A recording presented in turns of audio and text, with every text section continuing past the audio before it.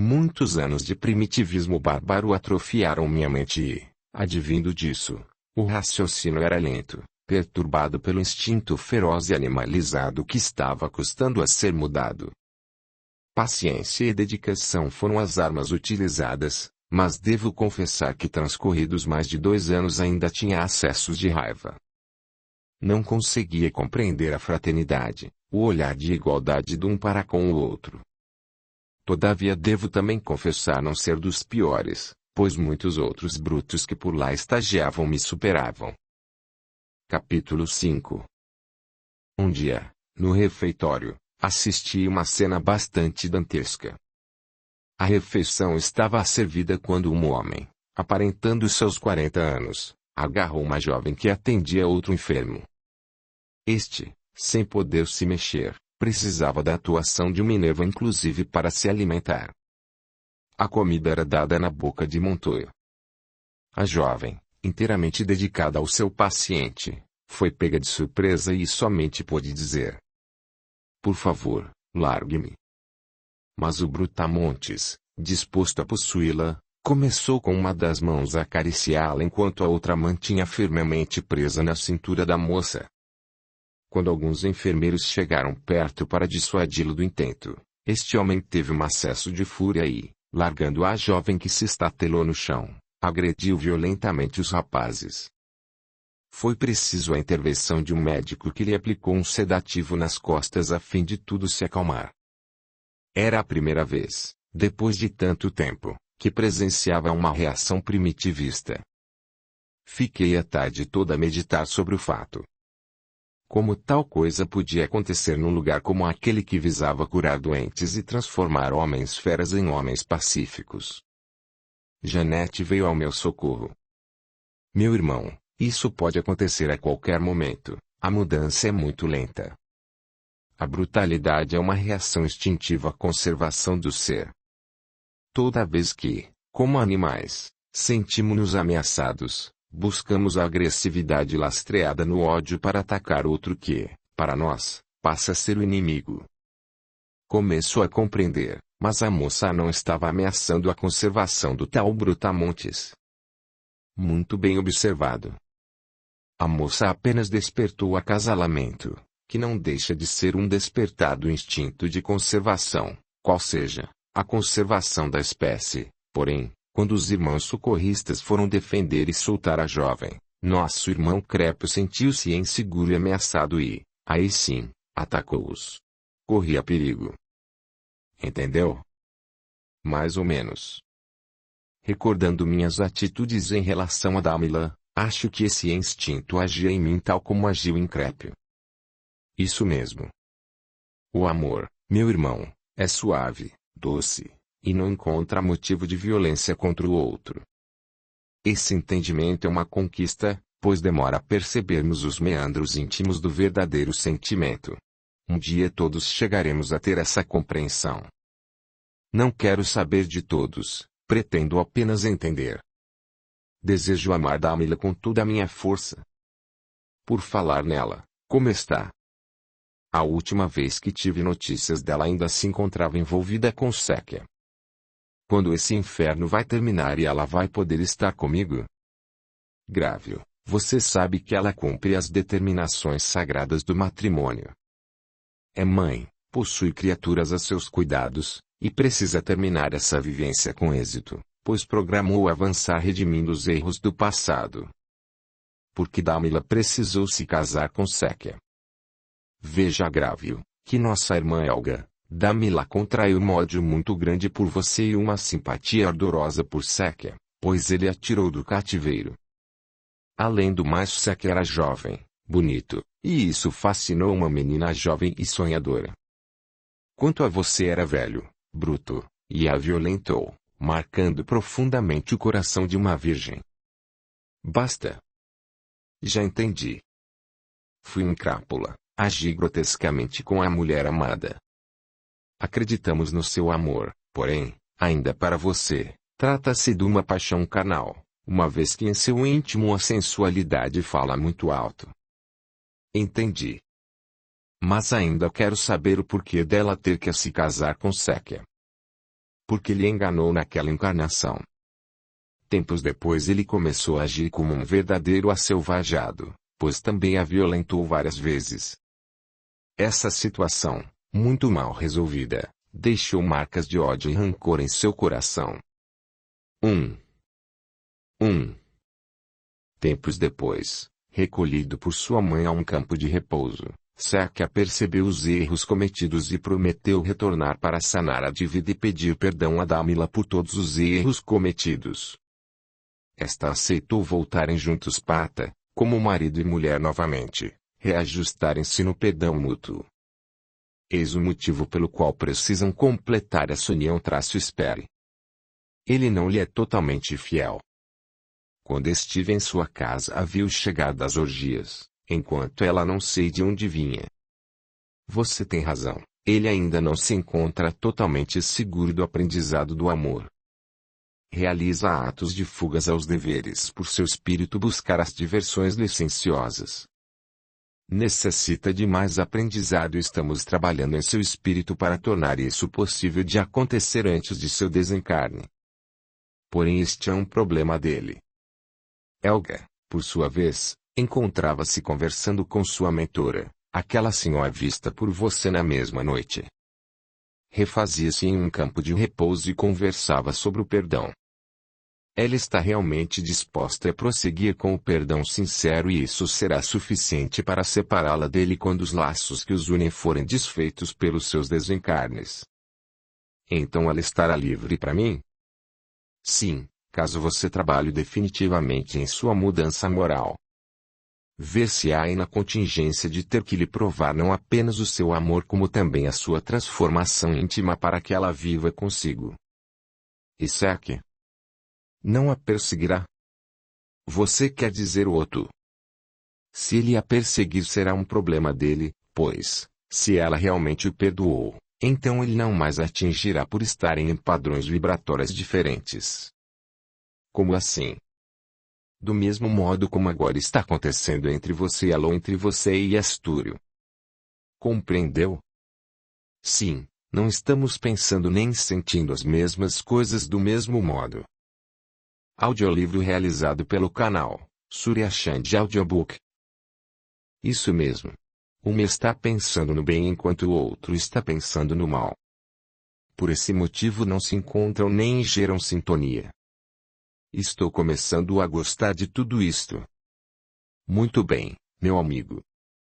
Persevere, temos ainda pela frente uma longa estrada, mas se não caminharmos jamais melhoraremos.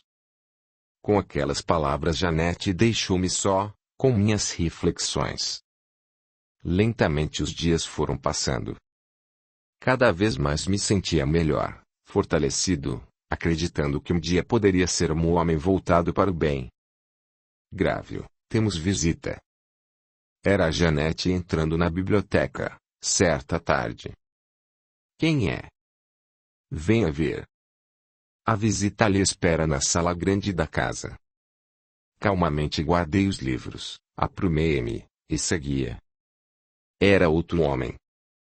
Aprender a me comportar adequadamente, agir de forma polida, e observar minhas obrigações. Afinal o esforço estava me tendendo alguns frutos. Ao adentrar a sala uma senhora, de costas, estava parada, olhando um quadro muito bonito que lá havia. Reconhecia de pronto. Mamãe. Que saudades. Há quanto tempo? Oh, meu filho, também quase morro de saudades. E enquanto falava abria seus braços para receber o meu carinho. Abraçamo-nos demoradamente. Filho, tenho recebido notícias suas e agora comprovo quanto mudou. Está com um semblante radioso, sereno, até me parece feliz. Sim, mãe, tenho me esforçado. Desejo ardentemente conquistar o amor verdadeiro, tanto por você quanto por Dami, quero dizer, Helga. Deixa-me muito contente. É sonho de toda mãe que seu filho cresça e seja um homem de bem, segundo os ensinamentos de Jesus. Tenho aprendido muito sobre Jesus, estou até simpatizando com ele. Que bom. Diga-me, O que atrasa aqui? Faz tanto tempo. Alguma novidade boa? Sim, uma novidade ótima. Hoje faz 55 anos que você se internou nesta casa abençoada. Nossa! Já faz tudo isto? E para comemorar suas melhoras recebeu a oportunidade do reencarne. Reencarnar? Não, tenho medo de fracassar. Ora, meu filho, reencarnar é uma benção e também uma lei. Precisa provar, em vivência na Terra, tudo quanto tem aprendido. Ademais, Helga aceitou renascer com você. Ela também precisa vivenciar o perdão. Se vou renascer com ela, então aceito. E como ela reagiu? A princípio recusou, temia reencontrar-se com você, porém, conversando com nossos maiores, aceitou, pois sabe que a reconciliação é necessária. Ela me perdoou. Vai ser fácil. Espere um pouco, não disse ela o perdoou, disse que ela aceitou renascer vivendo um casamento com você, o que é diferente, e o seu compromisso será o de fazê-la feliz, provar a sua modificação. Não será difícil. Minha mãe olhou-me e percebi que estive exagerando. Resolvi mudar a frase. Vou tentar. Prometo-lhe que farei o melhor, está bem? Assim ficou bem mais plausível. Iremos, nos próximos dias, informá-lo dos pontos fundamentais para o seu retorno à vida carnal. Estou ansioso. Agora me conte como têm sido os seus dias, as suas aulas, os seus afazeres. Quero saber de tudo. Tomei ciência do meu planejamento reencarnatório e de que a vida me seria difícil. Renasceria em família pobre, minha mãe ficaria viúva muito cedo, e eu seria o filho mais velho. O mundo, naquele século VII, achava-se conturbado, principalmente pelo sistema feudal. Teríamos que nos ajustar ao campo, trabalharíamos para o próprio sustento, e ainda seríamos espoliados pelos usurários da igreja e do governo. Recordei, ao ler este trecho do que me aguardaria na próxima reencarnação, o quanto havia roubado e espoliado muitas famílias, inclusive velhos e mulheres. Seria a hora de me reajustar. Também teria o agravante de renascer com a mão direita ressequida, justamente para não poder agredir ninguém. Porque a mão defeituosa. Já aprendi que não devo matar ninguém. Não se esqueça de que em sua última reencarnação você se comprometeu, do mesmo modo, a ter uma vida sem mortes e voltada para o trabalho honesto, mas veja que falhou, inclusive matando e mandando matar muitos cristãos. Doravante serão necessárias maiores cautelas sob as formas de restrições. Janete me falava com suavidade, mas suas palavras calaram fundo, pesadamente, em mim. Ela tinha razão, seria preciso me prevenir, eu bem poderia repetir minhas falhas. Quando atingisse a idade adulta contrairia casamento com uma camponesa, Damila, a qual seguia-me alguns anos após. A família estaria completa com a vinda de mais 7 irmãos, aqueles os quais, por ordem minha, ficaram à espreita da emboscada para Séquia quando estávamos disputando a jovem Damila. Como filhos eu teria 2 varões, Séquia e Gomeri, sendo que Séquia ainda estaria incumbido de ajudar o irmão aleijado e deficiente mental. Por que deficiente mental? Gomeri se encontra nessa condição desde que enlouqueceu com a mentira de Séquia. Não se conformou em descobrir que a culpa do sumiço da jovem escrava recairá sobre ele, mesmo porque tinha arriscado sua vida para salvar o próprio Séquia de morte violenta em outra emboscada. Parece que as coisas vão se complicar, terei muitos inimigos ao meu redor. Quem pode garantir que não haverá revanche? Grávio, meu filho, ninguém pode garantir as atitudes alheias, mesmo porque somos todos livres para agir como manda a consciência, no entanto todos estão se comprometendo a dar o melhor. Creio que não deve se preocupar com os outros, preocupe-se apenas com você, faça o melhor, já será muito, diante da grande lição de vida que poderá obter quando retornar para cá. Quanto mais ouço, mais vejo que preciso aprender. Será que Seca não vai querer roubar Damila de mim novamente? Todos riram. Grávio, ele será filho de Eliseu também. Esta possibilidade se torna remota. Depois a própria Damila saberá ofertar o amor materno necessário ao aprendizado de nosso irmãozinho. Cada um com sua cota de responsabilidades, acalme-se. Fiquei um pouco constrangido com meu pouco conhecimento, afinal vários espíritos estavam presentes. Minha mãe, Janete, Junco, encarregado do meu planejamento reencarnatório, Bárbara, supervisora da casa de Nazaré, e Boris, auxiliar de enfermagem que há anos seguia ensinando-me sobre o Evangelho. Tudo bem, tudo acertado. Acredito que a senhora mesma será minha mãe, correto? Mais uma vez seguirei com você para lhe encorajar no bem. Então quem será meu pai? Tonterio, já que todos daquela época estão reunidos. Não, meu filho, Tonterio ainda não reúne condições de seguir nesta tarefa de reajustes. Seu pai será o Boris que, muito apiedado das nossas dificuldades, atendeu ao meu pedido e também aproveitará para resgatar débitos do seu passado.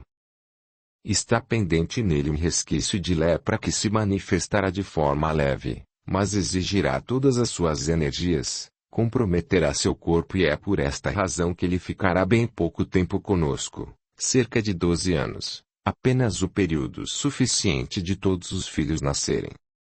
Então, Boris, você seguirá também. Eu terei 12 anos quando você partir. Não, Grávio, você terá 10 anos, tempo bastante para continuar a lhe ensinar sobre o Evangelho. Desejamos que seja considerável para você aprender a moral do Cristo e vivenciá-la posteriormente. Vamos ser cristãos. Sim, vivenciaremos as mesmas dificuldades do verdadeiro cristianismo primitivo. Espero que Astúrio não veja isso e me persiga novamente.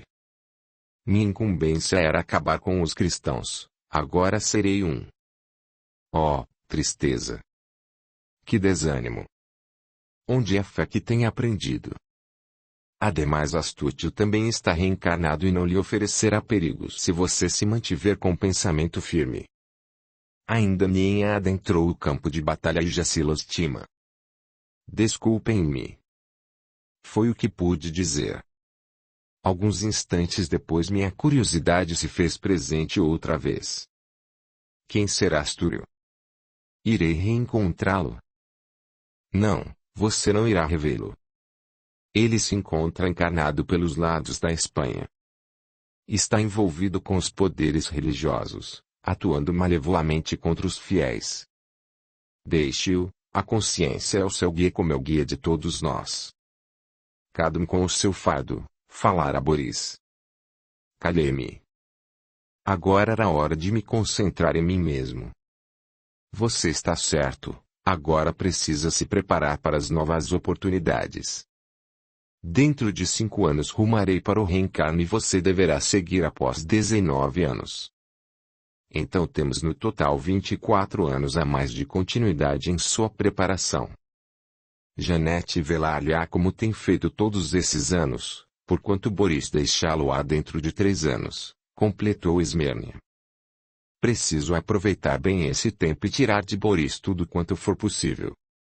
Sorrisos. Todos concordaram. Vamos ao trabalho. Convocou resoluta, minha mãe. Assim foi feito. Tudo preparado, o medo dominava-me. Janete, conforme prometera, não me deixou um instante sequer. Sustentava-me, apoiada nas preces.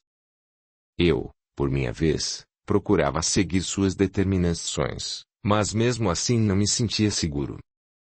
O tempo transcorreu, era chegado o momento de renascer. Primavera de 680, Alemanha. Renascia o primeiro filho e, ainda por cima, homem, da família Scheffervien. Chamaram-me Klaus. Era um garoto vivaz que crescia com muita intensidade e alegria. Vivíamos nos campos. Tanto meu pai quanto minha mãe trabalhavam nas plantações das grandes propriedades e eu, desde cedo, comecei na lida do trabalho, pois minha mãe, sempre grávida, precisava cuidar dos bebês. Logo compreendi que deveria ser o braço direito de meu pai, sustentando parcamente minha família. Boris, meu pai, era muito bom. Nunca ralhava comigo, tinha paciência e disposição para conversar e me orientar nas condutas da vida. Brígida, minha mãe, era uma santa, de tudo fazendo para manter a família unida. Quando eu estava em casa, geralmente ralhava com meus irmãos, pois não gostava muito deles e, sempre que possível, criava discórdias. Mas minha mãe, sempre atenta, acalmava os ânimos e me instruía. Klaus, você é o mais velho, respeite seus irmãos menores. São eles quem me devem respeito. Ora essa. Sou o mais velho. Você deve ser o exemplo, meu querido. Eles desejam lhe seguir em tudo, por isso suas boas atitudes irão influenciá-los para o bem. Ora, não sou pajem de ninguém. Quero brincar, já trabalho tanto. Filei, tenha paciência, aprenda com o papai. Veja como ele lhe ensina, em tudo que sabe, com muito carinho. Ah! Deixe-me por hora. E saía desabalado a correr livre pelos campos. Essas brincadeiras eram raras, pois dificilmente tínhamos tempo sobrando para o lazer. As tarefas eram duras. Meu pai não era velho, mas eu percebia que para ele a vida estava definhando. Quase não comia, pensando em sua prole, porque, afinal, éramos 10 pessoas na família. Muitas vezes senti pena daquele homem que se sacrificava por nós. Naquelas ocasiões procurava trabalhar por mim e por ele, mas bem pouco podia fazer porque minha mão direita, defeituosa, não ajudava muito. Ao contrário, mais atrapalhava do que qualquer outra coisa. Maldita mão! Por que tive que nascer deste jeito? Não blasfeme, meu filho, para Deus tudo está certo. Azon deve ser. Então procure agradecer a ele por ter 2 mãos e aprenda a conviver com elas, sempre aconselhava meu pai. Calava-me porque via que ele também era outro doente, mas, ao invés, nunca ouvia reclamar de nada. Envergonhado, acamava-me e seguia adiante. Recebi muitas chibatadas dos capatazes nas plantações por causa da minha mão. Sempre tive ímpetos de revidar, porém intimamente aquietava-me e continuava na lida. Outras vezes os jovens gozavam de mim. Chamavam-me de mão boba, de mão ressequida, de braço manco, e de muitas outras coisas. Do mesmo modo sentia muito ódio, entretanto seguia fielmente as orientações de meu pai que me ensinava a calar. Era-me, todavia, muito difícil refrear uma emoção tão forte como a do revide. Brotava em meu íntimo uma revolta avassaladora, mas, mesmo assim, ficava quieto. O respeito pelo Sr. Boris era enorme e talvez, por esse motivo, seguia seus conselhos. Dentro de casa reinava muita paz e alegria. A vida continuava nessa toada.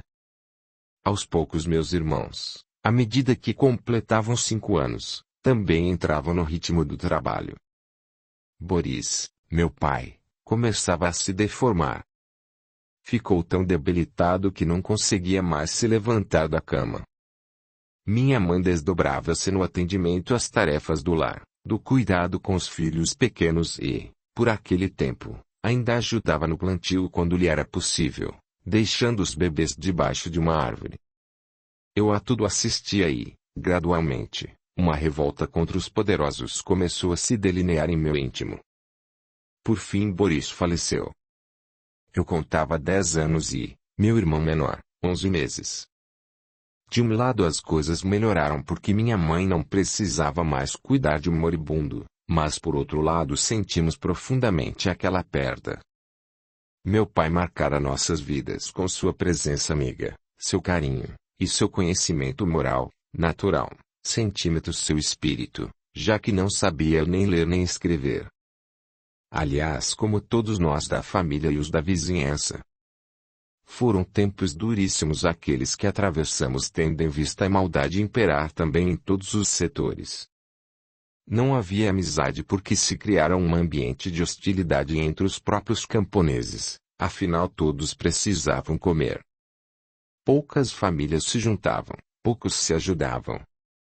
Fraternidade era uma ilustre desconhecida naqueles tempos. Quantas misérias, quantas desventuras, quantas vidas perdidas por causa do poder, do orgulho, e da vaidade, dos poderosos tanto da igreja quanto do governo dominante. Só hoje, com minha lucidez evangélica, posso compreender as agruras da vida. Por tão pouco muitas almas pereceram, muitas vidas foram ceifadas, e muitas desilusões semeadas. Exageros do poder temporal do qual precisaremos ainda de muitas décadas, provavelmente de muitos séculos, para solvê-los. Olho com muita tristeza para o meu próprio passado e vejo que contribuí em excesso para este estado de coisas. Todos nós, indivíduos como um todo. Algumas vezes sinto pena de mim mesmo, noutras desejo regressar ao pretérito e consertar tudo que fiz de errado.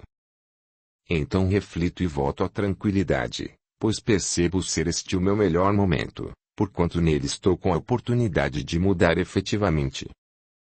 Estou aproveitando cada segundo e desejo passar esta experiência como um lenimento para todos aqueles que transitam pelo fio da navalha. A mudança para o bem. Vejam como eu era e como mudei. Todos podemos mudar, basta nos desejar e fazer acontecer. A mudança apenas nos exige esforço e dedicação, irmãos. Mãos à obra. Eu crescia em tamanho e, junto comigo, crescia o rancor por aqueles que, acreditava, faziam-nos sofrer. Minha mãe, muito observadora, percebeu o meu estado de ânimo e me preveniu. Klaus, sinto que está perturbado. Por que tanto rancor? Deixe estar, trabalhe e siga o seu caminho, Deus olha por nós. Ora, mamãe, somos injustiçados. A senhora não vê? Estou conversando com alguns homens das redondezas, todos estão insatisfeitos. Desejo lutar. Se eles não quiserem, irei sozinho. Não posso ficar aguardando a morte sem nada fazer. Filho. Pense bem. Nossa família precisa muito de você, agora é o esteio da casa. Seus irmãos seguem os seus passos, ainda são novos e precisam de um guia. Não se aflija, mãe, já tenho 15 anos. Sei cuidar de mim e não vou deixar nada de mal lhe acontecer nem aos meus irmãos. Klaus. Com os poderosos não se brinca. Eu sei, mãe, mas eles precisam aprender. Um dia serei tão poderoso quanto eles, aí farei a mesma coisa contra todos. Não cansarão por esperar. Com aquela fala e aquele ímpeto reunia-me com outros homens bem mais velhos para discutirmos um levante, porém o tempo passava e ninguém tomava coragem para agir. Capítulo 6. A providência divina sabe e colocou Stan em meu caminho. Era um homem maduro, pai de família, o qual me aconselhava como um pai. Klaus, deixe disso. Trabalhe e sustente sua família. Esta é a parte importante das nossas vidas. No começo não liguei muito, porém ele insistia. Um dia, quando precisei passar pela sua casa para ajudá-lo com alguns gravetos, conheci sua filha por quem me encantei. O primeiro olhar. Pronto, quedei-me enamorado. Nada nos falamos, nem ao menos fiquei sabendo o nome dela. Os dias passavam mas eu não criava coragem para falar sobre ela com Stan. Comecei a sondá-lo com conversas aparentemente sem nenhuns propósitos. O que há, Klaus? Você nunca foi disso. Até parece querer alguma coisa de mim. Fale logo. Gostaria de conversar um pouco. O senhor sabe, não tenho pai. Mas a sua conversa de um tempo atrás pareceu-me a mesma do meu velho falecido. Inventei essa historieta para ver se, aproximando-me afetivamente do pai, conheceria sua filha. Muito bem, rapaz, vamos conversar sim. Desejo tirar de você as ideias malucas de rebelião, morte, ataque, e coisas parecidas. Você é muito jovem, tem uma família, e não é bom cultivar essas sandices. Era tudo quanto eu precisava. Quando poderei ir conversar em sua casa? Intimei-o logo. Em minha casa? Pensou um pouco. Está bem, é melhor mesmo que seja em minha casa. Assim nenhum traidor poderá nos ouvir. Tudo certo, aguardei a oportunidade. Semana seguinte, na primeira folguinha, chegava ao casebre do Sr. Stan. Convidado a entrar, não me fiz de rogado. Meus olhos, aflitos, zanzavam pelo cômodo à procura da jovem.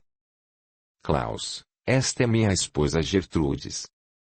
Fiz-lhe uma reverência e sentei-me no lugar indicado pelo dono da casa. A conversa seguiu.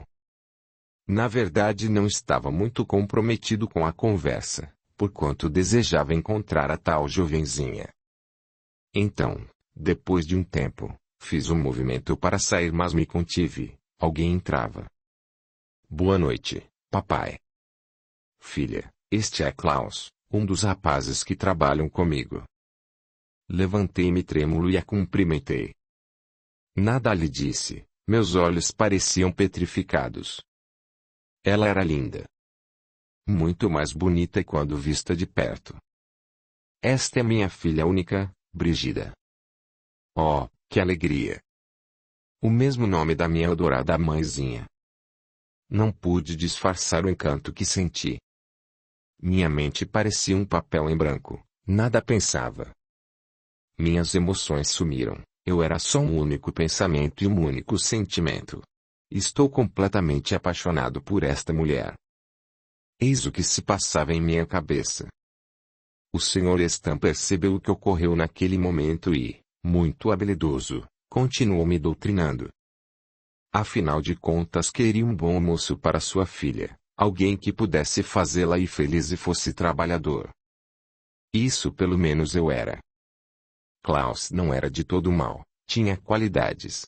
Era bom filho, bom trabalhador, e cuidava bem dos irmãos, embora não morresse de amores por eles. Seria um bom marido, logo pensaram o pai e a mãe de Brigida. Quanto às ideias de revanche, o próprio Sr. Stan cuidaria delas. Estaria sempre ao meu lado para eu não colocar a felicidade da filha em risco. A vida transcorria normalmente. Casamos e tivemos 2 filhos. Desde pequenos, ainda no colo da mãe, senti uma aversão incontrolável pelas crianças. Max, o mais velho, Sekia, reencarnado, era terrível, tudo fazia para tirar-me do sério. Não podíamos estar no mesmo ambiente sem trocarmos olhares faiscantes de raiva. Por qualquer motivo ele ralhava ou batia no pequenino. A mãe sempre procurava acalmar os ânimos, principalmente os meus. Klaus, ele ainda é muito pequeno, mas você o trata como se fosse um adulto. Tenha paciência. Com jeito ele se tornará um bom garoto. Não sei não, parece que me odeia. Tem alguma coisa estranha com esse menino. Não nos damos bem e pronto. Um dia, quando estávamos trabalhando juntos, perto do rio, tive vontade de jogá-lo neste. Desejei muito a morte de meu próprio filho. Num átimo de ódio e também influenciado pelos espíritos inimigos desencarnados, peguei o garoto pelo braço e, num piscar de olhos, arremessei o rio abaixo. Imediatamente o alvoroço se instalou. Gritos de pavor soaram e alguns homens correram para acudir. Eu mesmo atirei-me ao rio para salvá-lo. Arrependimento, culpa, cobrança, influência espiritual, não sei ao certo, o fato é que salvei meu filho do afogamento e de mim mesmo. Max não comentou o fato nem com a mãe. Ninguém ficou sabendo que o quase assassino fora seu próprio pai. Nem preciso dizer que o relacionamento entre nós piorou tremendamente. Agora não nos falávamos, nem ao menos nos olhávamos. Brigida percebeu o afastamento, porém nada comentou. O tempo se encarregaria do reajuste, pensava ela. Por essa época Max estava com 9 anos e Ralph Gomery com 6. Meu relacionamento com Ralph era um pouco melhor, mesmo porque além de ter uma perna mais curta que a outra, era um debilóide. Só não o afoguei quando nasceu porque a mãe não me permitiu. Por ela seria capaz de qualquer coisa. Max não gostava de Ralph. Brígida insistia muito no convívio dos dois e Max, por amor à mãe, acabava indo e cuidando do irmão quando necessário. A vida seguia, sem novidades, mas, internamente, debatia-me com a situação. Era um homem inconformado. Não aceitava ser um reles camponês, não gostava dos filhos que tinha, e não desejava viver onde vivia. Enfim, nada estava contento, apenas Brígida me iluminava a existência. De certa feita me envolvi numa briga. O dono do feudo em que trabalhava foi fazer uma revista, olhar pessoalmente as plantações. Aproveitei o momento. Como estava até os gorgomilos com aquele estado de coisas, falei demais. Olhe aqui, senhor, não estamos aguentando mais tanta humilhação.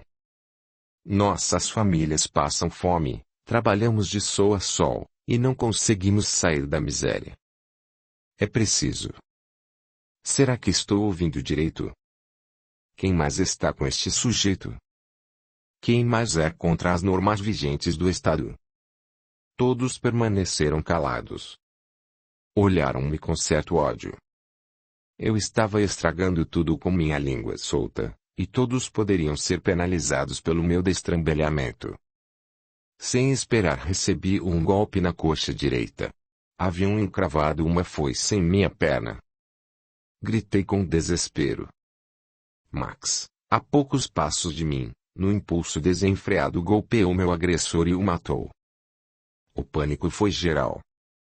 Todos resolveram fugir. Ficamos somente eu, ferido, Max, e o dono do feudo, pois quem me agredira fora seu capataz.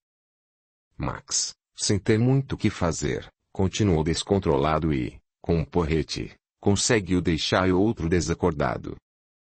Aproveitamos para fugir. Eu perdia muito sangue, porém Max consegue me carregar até perto do rio. Achou melhor não seguir para casa, pois lá seria o primeiro lugar a nos procurarem. Audiolivro realizado pelo canal Surya Chand Audiobook. Rasgou sua camisa, com um pedaço desta amarrou minha perna perto da virilha a fim de estancar o sangue, e foi procurar ajuda. Devo ter desmaiado, pois só despertei com Max molhando minha testa ardente de febre. Estava com ele meu sogro, Stan. Que doideira foi esta, homem? Estão como loucos, caçando vocês. Veja agora. Max é um assassino. Matou para defendê-lo. Era isto que procurava. Por que não guardou a língua dentro da boca? Pare de falar. Não vê que agora não tem jeito. Tenho que fugir, levar Max, Brígida. Brígida. De forma alguma. Não vou permitir o inferno para minha filha. Ela ficará comigo. Já decidi. Isto não. Ela é minha esposa, deve seguir para onde eu for. Você não tem mais querer. Suas atitudes colocaram todos em risco de morte. Dane-se sozinho. Desejei responder, mas a dor era intensa. Desmaiei. Delirando, em febre, pude ver minha mãe. Desencarnada há poucos anos, preocupava-se muito comigo. Filho. Que fez? Colocou em risco a sua vida e a de seu filho. Poderá desencarnar. Mãe, ajude-me, por caridade. Do lugar onde se encontra, peça ajuda. Talvez meu pai possa vir em meu auxílio. Não quero morrer. Foram horas de muita angústia e dor. Meu estado era gravíssimo. Além de perder muito sangue, o tétano estava agindo em meu corpo. Horas de agonia. Acabei sucumbindo. desencanei apenas tendo Stan e Max ao meu lado. Ainda delirava quando minha mãe e os socorristas da casa de Nazaré, orientados por Boris, vieram me resgatar. Alguns meses depois, ligeiramente refeito, conversava com Janete, minha fiel amiga, sobre o ocorrido. Janete, preciso ter notícias de Brígida. Como e onde está? Responda-me, por caridade. Klaus, ainda não tenho permissão para lhe falar. Aguarde, procure se restabelecer. Deus vela por todos os seus filhos. Minha irmã, fui tão mesquinho. Somente pensei em minhas frustrações. Meus anseios de domínio e poder colocaram minha família em risco.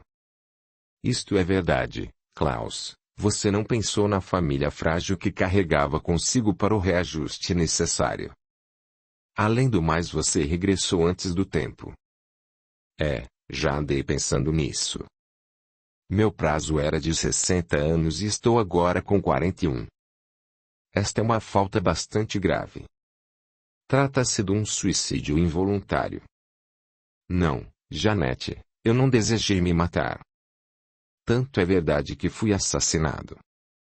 Sabemos disso. No entanto, você provocou uma situação insustentável, dando chance, inclusive, para Max tornar-se um assassino. Pobre Max. Tenho pensado nisso, mas não posso ser culpado pelo assassinato que cometeu. Realmente não é o culpado pelo assassinato nem pela atitude de Max, contudo a oportunidade surgiu porque você a provocou. Nesse particular o escândalo foi causado por você.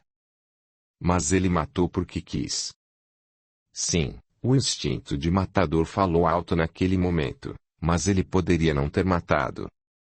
A oportunidade de matar alguém iria surgir para ele de qualquer forma, mas, sendo você o causador dessa oportunidade, tornou-se coparticipante. Por outro lado, não podemos esquecer que ele matou para defender o pai. Isso me abalou bastante.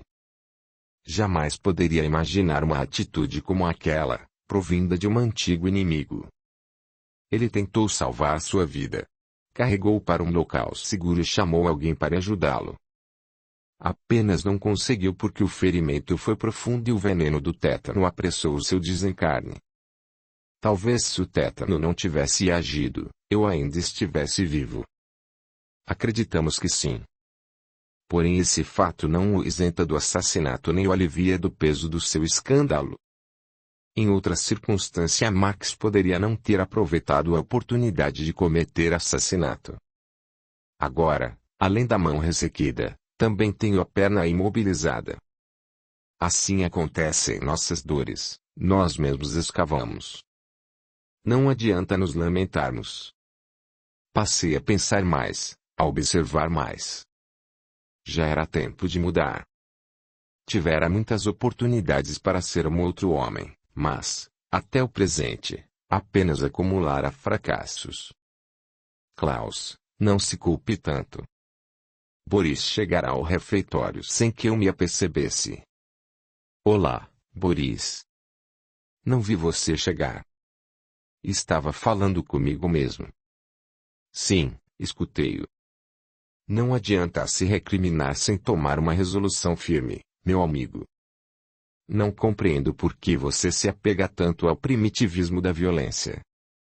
Isso o levou a ter 2 reencarnações fracassadas. Sua mãe incentivou sobremaneira e, dessa vez, você ainda seguiu junto da mulher amada. Que mais está esperando para ser feliz? Francamente não sei, Boris. Também não vejo como sair desta. Klaus, o orgulho, a vaidade, e a prepotência, são inimigos ferozes do nosso processo evolutivo. Precisamos aprender a nos libertar dessas amarras. Você acha que ainda sou orgulhoso e prepotente? Ora, Klaus, todo mundo sabe disso. Apenas você não quer enxergar. Estou cego. Não, Klaus, e você sabe disso. Enxergar seus problemas, simplesmente não quer abrir mão deles. O poder humano fascina-lhe muito, ainda. Tenho cá comigo que você continuará a relutar bastante para conquistar a paz íntima. Sabe, Boris, você está coberto de razão. Mesmo aqui vivo inconformado. Não aceito regras, quero ser livre, viver à minha maneira. Ótimo. Deseja liberdade? Então aprenda a viver em liberdade. Você pensa que é livre, mas vive escravizado à ganância do poder. Você pensa que domina, mas isso é só aparência. Se não fosse o amor ilimitado de sua mãe, ainda estaria obedecendo às ordens de Nefron de Astúrio. Isso é liberdade? Creio que não. Então, Klaus, cresça, meu filho. Reflita sobre a liberdade do Evangelho e aprenda que o poder e o orgulho nada significam em nossas vidas. São ilusões que nos impomos para disfarçar nossas fraquezas diante da lei divina. Boris, deste jeito você acaba comigo. Não seja tolo nem infantil. Não desejo acabar com você, desejo sim que seja feliz, que ame, que faça o próximo feliz, que realmente conquiste o amor sincero de Brígida, que seja um autêntico filho de Deus. Puxa, só isto. Rimos os dois e saímos a caminhar. Neste ponto da minha caminhada preciso esclarecer aos irmãos que me leem. Não lhes está sendo difícil perceber minhas dificuldades. Aceitar os ensinamentos evangélicos, enxergar-me como filho de Deus, aceitá-lo como supremo Criador, aceitar que sou um homem limitado, respeitar meu próximo. Naquela época minhas oportunidades tinham sido inúmeras. Entretanto não conseguia viver reencarnado sem deixar aflorar o velho bárbaro que continuava existindo em meu íntimo. Compreendo hoje que o estágio de violência que vivenciamos é o instinto falando mais alto que a inteligência, e a ignorância se sobrepondo ao aprendizado infinito do dia a dia. Naquele momento da minha trajetória as informações e as dedicações dos irmãos amigos eram abundantes. Mas mesmo assim a nula não surtiam efeito no coração empedernido que pulsava em meu peito. Como resisti ao bem? Quantos atos impensados, contrários à minha saúde espiritual, pratiquei? Pensando melhor eu era covarde, embora me achasse um herói, um bravo guerreiro, aquele que resolve qualquer problema de frente, que não teme o inimigo. Sempre estive pronto para a luta corporal, esquecendo-me que o embate do sentimento é muito mais difícil. Lutar corpo a corpo, hoje sei, é uma atitude própria dos covardes. Penso que resistir ao bem é também covardia, pois, não conseguindo trabalhar intimamente com a força do amor, então a repelimos antes de sermos por ela dominados. Quanto tempo desperdiçado! Quanta dor distribuída! Vocês leram que voltei para o Casa de Nazaré combalido pela dor, mas ainda não estava implantado em mim o cerne do amor. Haveria de sofrer muitas outras derrotas para entender Jesus. Sigamos nos relatos. Mais uma reencarnação foi preparada para meu espírito. Desta vez iria conviver com algumas das mulheres, mães e irmãs, vilipendiadas por Grávio. Meu pai e irmão seriam antigos escravos conquistados sob o poder deste mesmo malfeitor. Século IX, ano de 896, nasce Josefe. Um belo garoto, forte, mas aleijado. A mão direita era ressequida e a perna também apresentava parte da coxa ressequida além de uma marca profunda da virilha ao joelho. Credo! Que é isto? Que castigo, meu Deus! Minha mãe chorava e ao mesmo tempo se questionava, pois achava que estava sendo castigada por dar à luz uma criança com terríveis defeitos físicos. Quando fui apresentado aos parentes e vizinhos, todos me acharam lindo por verem somente o rosto, porém, com o passar dos anos, as deformações se apresentaram, contundentes. Ninguém gostava de brincar comigo por eu não conseguir pegar nada direito nem correr. Puxava a perna direita que, teimosamente, não reagia aos meus comandos. Meu pai, um homem rude, desprezava-me. Para ele eu era um fardo, já que não podia ajudá-lo no trabalho do campo. Ainda vigorava o sistema feudal e, novamente, Éramos camponeses. Atrás de mim vieram mais duas mulheres e só o último era menino. Não me dava bem com ninguém da família. Minha mãe também era bem grotesca. Típica mulher de serviços abrutalhados, mal falava conosco, exigindo sempre ajuda para qualquer tipo de tarefa. Reclamava o tempo todo, principalmente comigo porque era o mais velho, inútil, e bem pouco conseguia fazer. Minhas irmãs e meu irmão tinham minha versão e vivíamos as turras. Enfim, meus inimigos encontravam-se todos reunidos naquela casa. Sentia-me só. Escapava de casa sempre que fosse possível para me encontrar com o senhor Pedro, homem idoso, também camponês, que vivia mais ou menos a 1 quilômetro da minha casa. Era com esse senhor que eu conversava e aprendia sobre conduta moral. Ele me falava sobre as escrituras, mas apenas sobre o que a igreja nos permitia falar, pois naqueles tempos só os padres detinham o conhecimento das verdades divinas. Eram eles os representantes legais de Deus. Gostava tanto de ouvir seu Pedro falar que não me preocupava de receber uma surra quando chegasse em casa, pois era sempre esse o castigo recebido pelas minhas escapadelas. Menino malvado. Foge de casa para não trabalhar. É isto que merece. E lá vinham lambadas. Era sempre minha mãe quem ralhava comigo porque poucas vezes nos víamos, eu e meu pai. Fui crescendo com essa dicotomia. Alegrava-me em ouvir coisas santas da boca de seu Pedro, mas odiava estar em casa e conviver com toda aquela gente. Rebeldia e ódio faziam parte integrante de mim. Não obstante, muitas vezes desejava fazer alguma coisa boa, porém logo vinha o desânimo. Era só alguém me provocar que toda aquela boa intenção sumia de minha mente. Rezar? Isso nunca. Não queria falar com Deus. Afinal de contas ele me castigara, eu não sabia o porquê, mas me castigara. Eu era uma legião. Por que falar com um Deus perverso que nos faz sofrer? Era o que respondia para o seu Pedro quando este me estimulava a pedir ajuda ao Pai Todo-Poderoso.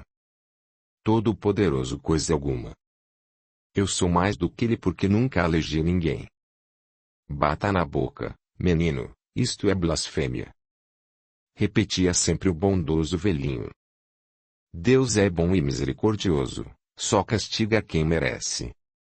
Seus antepassados fizeram algum mal, coisa muito ruim mesmo para você nascer deste jeito, mas não se perturbe, seja um bom menino e Deus se alegrará com você.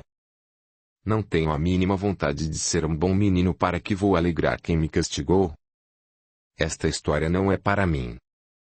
Então, se não quer ser um bom menino, por que vem sempre aqui conversar comigo?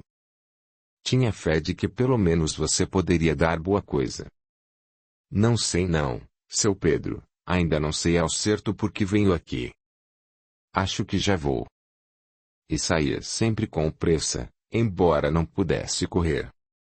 Veja lá. Você arrasta esta perna por algum motivo, menino. Mas eu já seguia sem dar atenção ao que o velho falava.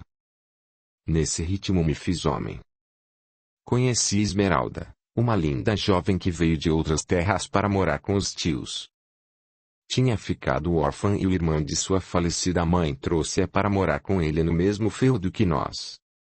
Não demorou muito, já estávamos nos olhando com mútuo interesse. Meu pai arranjou tudo com o apoio de minha mãe. Josefe, você já é um homem. Conversamos com o senhor Cavalieri e está arranjado o casamento com a sobrinha dele. A moça é órfã mesmo, não tem mais ninguém a olhar por ela, e você é um inútil para nós. Assim sendo, todos julgamos por bem esse casamento. Meu desejo era o de brigar, pois estavam se desfazendo de mim, mas, como tinha gostado da moça, aceitei sem murmurar. Os filhos começaram a aparecer. Ao todo foram 7. Já que eu era meio aleijado, precisava de bastante ajuda masculina para me sustentar e também toda a família. Nessa parte Deus colaborou porque, dos 7, 6 foram homens. Não posso falar nada de ruim porque minha vida naquela reencarnação foi relativamente boa. Nada fiz de bom, mas também nada de ruim implantei. Desencarnei sem grandes feitos. Capítulo 7. De volta à casa de Nazaré fui recebido até com certa alegria. Pela primeira vez eu não tinha cometido nenhuma violência. Não tinha sido um exemplo evangélico, porém conseguira me manter dentro de um padrão relativamente normal. O que é isto? Padrão relativamente normal. Perguntei a Jupreste, meu novo esclarecedor, já que Janete estava cumprindo os santos deveres no lar, junto de sua família reencarnada. Significa que você agiu como a grande massa. Não cometeu grandes nem pequenas atrocidades, mas passou pela vida sem produzir algo de bom e útil para si nem para os seus próximos. Vivi. Contudo, a vida é mais do que simplesmente viver, Joseph.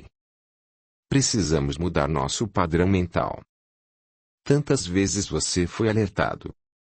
Boris foi incansável nas lições evangélicas e Janete esmerou-se em transmitir-lhe amor. Entretanto, nada disso foi colocado em prática nesta sua última romagem. Mais uma vez fracassei. No sentido evolutivo, sim, houve o fracasso. Você, vamos dizer assim, ficou parado, estagnado. Voltei para trás, joguei fora todos os ensinamentos. Nunca regredimos, Joseph. O conhecimento está dentro de você mesmo. Nada é jogado fora, apenas não colocou para fora o que existe de bom em você. Sou um crápula. Nunca diga isto. Você é filho de Deus e como tal possui todas as qualidades divinas, seu orgulho é que o escraviza à inércia. Não sei mais o que fazer comigo. O ódio ainda permanece dentro de meu peito sem que eu tenha forças para suplantá-lo. Tenha calma, porém precisa se esforçar mais. A misericórdia divina é infinita. Perceba que ainda foi recebido nesta abençoada casa. Percebi sim. Só não entendo como continuo a ser ajudado depois de tudo que fiz. Joseph, é a justiça divina, é a sua infinita misericórdia, é o seu pleno amor. Jesus, o representante fiel das leis divinas, concede-nos amplas, infinitas, oportunidades. A sua estadia aqui também esteve para protegê-lo. Proteger-me do quê? De si próprio. Analise. Se não estivesse sob a proteção do Mestre Jesus, onde estaria neste instante? Acredito que com Astúrio, Nefro, e toda a quadrilha do mal. Exatamente. Optaria pelo mal, sem sombra de dúvida. Jupreste, como Jesus sabe do meu caso. Meu amigo, Jesus sabe de tudo. Nada passa despercebido do nosso governador planetário. Sua mãe tem-lhe disso a grande porta-voz dos desígnios divinos. Minha mãe, minha adorada mãe. Mais uma vez em meu caminho. Não só mais uma vez como sempre. Ela a benfeitora de sua existência. Cuida, vela, sacrifica-se por você. Sacrifica-se.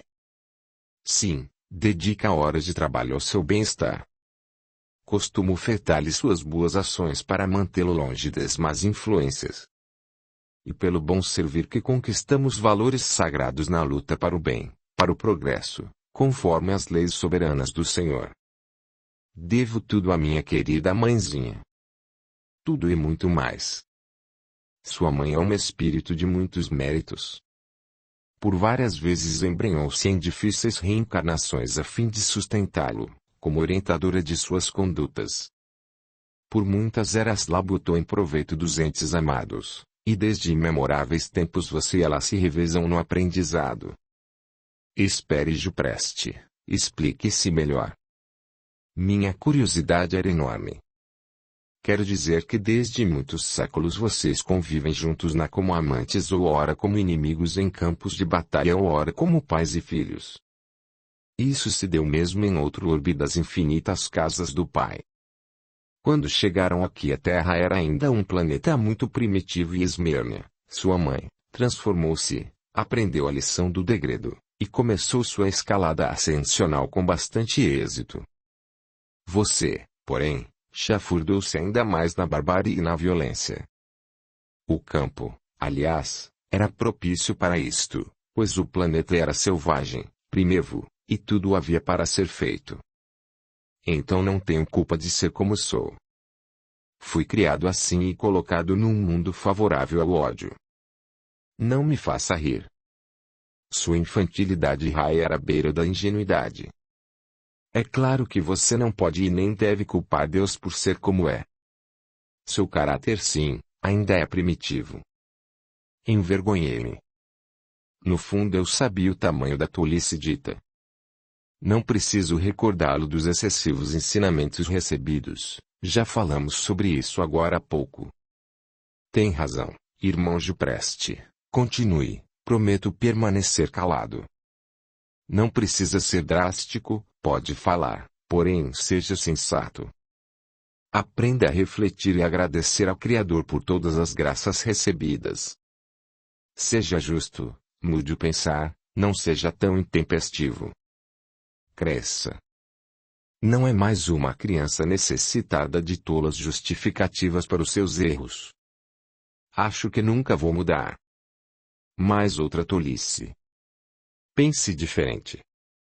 Deseje realmente mudar e haja conforme as leis divinas, entranhadas em você desde a criação. Esta conversa já foi repetida milhares de vezes e mesmo assim você insiste no derrotismo. Continuo a dizer que o seu problema é o exagerado orgulho. Giupreste se levantou, virou-me as costas, e ia sair. Envergonhado, tentei detê-lo. Irmão, não se vá, continue a me contar sobre minha mãe. Desculpe-me, Josefe, mas você não está nem um pouco interessado. Fique com a sua teimosia. Sozinho, pude mais uma vez compreender que estava profundamente errado, mas, mesmo assim, senti-me magoado. Ele não tinha o direito de ralhar comigo. Afinal não era ele o bonzinho, o dedicado à causa do bem ao próximo. Ora, vejam. Vou reclamar com o diretor da casa. Você devia dar o exemplo. Gritei para que o amigo ouvisse a última tentativa de uma criança mimada e egoísta. Algumas semanas se passaram e nada de Giupreste retornar para continuar me esclarecendo. Quanto mais o tempo passava, mais magoado me sentia. Resolvi reclamar mesmo com o diretor. Vexame total, levei outro bronca. Josefe, meu querido Josefe, suas queixas são infundadas. Giupreste já me contou esta história. Por que deveria insistir num tratamento infantil? Quando vai criar juízo para os assuntos sérios? A vida não é uma brincadeira. Não podemos tratar os outros à revelia dos nossos prazeres. Giupreste foi muito tolerante consigo, porém você está a reclamar das reprimendas. Consultando nossos maiores, novos objetivos foram traçados para você. Quais? Desejei logo saber. Giupreste irá procurá-lo em breves dias, porém, como veio até mim, já vou lhe informar. Estou pronto. A vaidade novamente se manifestava.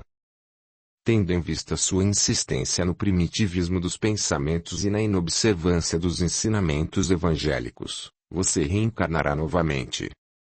Como na última vez seguirá só, com seus desafetos. Enquanto não aprender a tratá-los com respeito nem lhes fizer algo de bom, não se livrará desta incumbência. Novamente.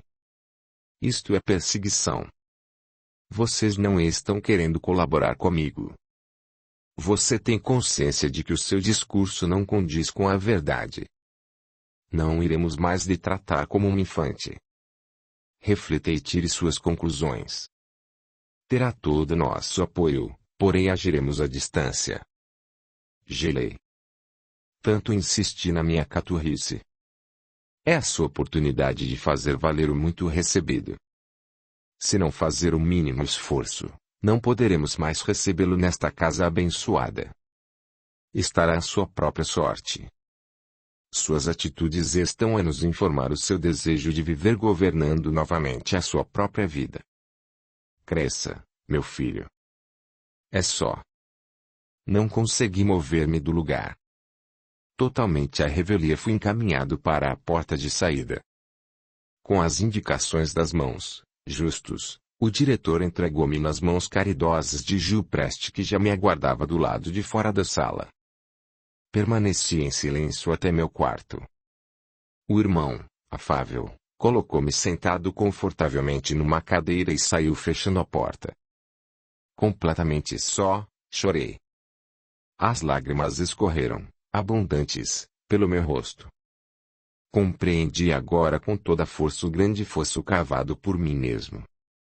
Tanto desprezei os ensinamentos fraternos, as lições numerosas de bem viver, que fiquei à mercê das minhas próprias sandices. E agora? Que farei? Uma semana depois da conversa com Justus, o novo projeto reencarnatório me foi apresentado.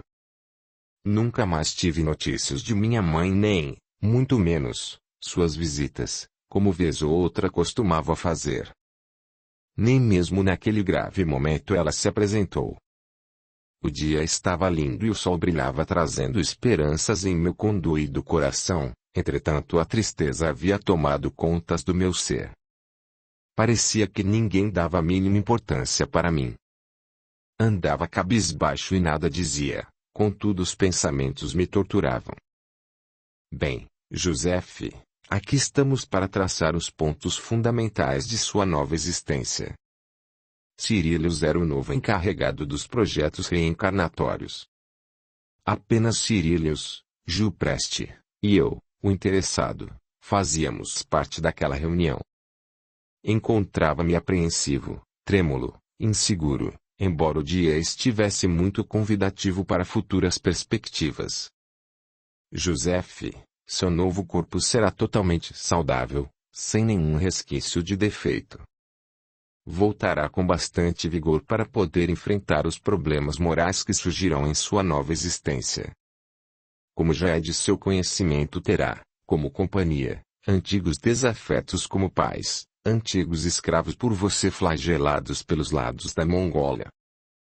Nascer-lhe-ão 5 filhos homens, todos defeituosos, expondo em seus próprios corpos as tragédias cometidas em corpos alheios, pois foram seus comparsas em lutas fratricidas. Você deverá cuidar deles e, além do mais, educá-los para o bem por haverem estado, até bem pouco tempo, escravizados aos poderosos das trevas. Cirílius tomou fôlego e continuou. Esses espíritos foram recolhidos pela misericórdia divina e estão sendo preparados para reencarnar brevemente. Haverá também dificuldades de conciliação entre pais e filhos, não obstante você será a peça-chave para haver harmonia no seio de todos. Será soldado e terá a difícil tarefa do poder, pois chefiará um dos destacamentos do exército do rei de França, país que o acolherá. Suas ações deverão observar as leis divinas, pois as tem aprendido constantemente. Estamos enfrentando a época das cruzadas, terríveis lutas em Campo Santo, travadas em nome do Cristo Jesus. Prepare-se para corresponder aos desígnios divinos. Enfrentará também o assédio de várias mulheres que tentação levá-lo a uma vida dissoluta e, como não terá uma esposa amorosa, pois, ao invés, será uma desafeta antiga, será testado na questão do adultério. Enfim, Joseph, as suas provas estão alicerçadas na conduta reta, fiel e ética, dos ensinamentos recolhidos nesta casa por você há bastante tempo. Deseja perguntar alguma coisa? Alguém me ajudará no preparo para esta tarefa de tão grande envergadura? É claro que sim, Gil Preste estará sempre ao seu lado. O preparo será difícil, porém dentro de você já existe todo o instrumental para sair triunfante. Não está lhe sendo exigido nada além do que já pode dar. Audiolivro realizado pelo canal Surya Chand Audiobook. Psicologicamente estava deprimido, Achava-me vítima dos irmãos maiores. Veio de Gil Preste a palavra amiga de sempre e de encorajamento. Vamos, meu amigo, as coisas não são tão ruins quanto está pensando. Gil Preste, as coisas são piores. Fracassei tantas vezes. Imagine agora, quando não terei ninguém a meu favor. Recebi um pesado fardo para carregar, não irei suportá-lo. Joseph, olhe bem para mim. Use a sua força para o bem. Vejo que não avaliou corajosamente a sua situação. Você precisa dessa experiência para se desvencilhar, definitivamente, das amarras do orgulho. Vamos, coragem, irmão. A vida está a lhe sorrir. Regressei ao meu quarto bastante pensativo. Passei, desde então, várias noites em claro, sondando meu íntimo. O que realmente desejava para mim? Seria capaz de me transformar como todos me aconselhavam? Algo em mim estava mudado. Foram longos meses de preparo e dedicação constante dos irmãos da casa de Nazaré, principalmente de Gil Preste.